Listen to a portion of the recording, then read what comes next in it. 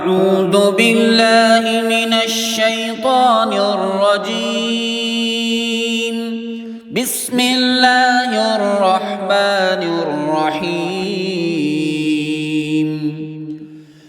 شهر رمضان الذي أنزل فيه القرآن هدى للناس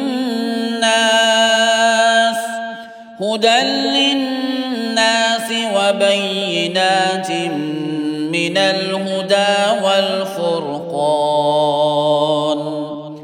فمن شهد منكم الشهر فليصمه، ومن كان مريضا أو على سفر فعدة من أيام أخر، يريد الله بكم اليسر ولا يريد بكم العسر، ولتكملوا العدة ولتكبروا الله على ما هداكم ولعلكم تشكرون.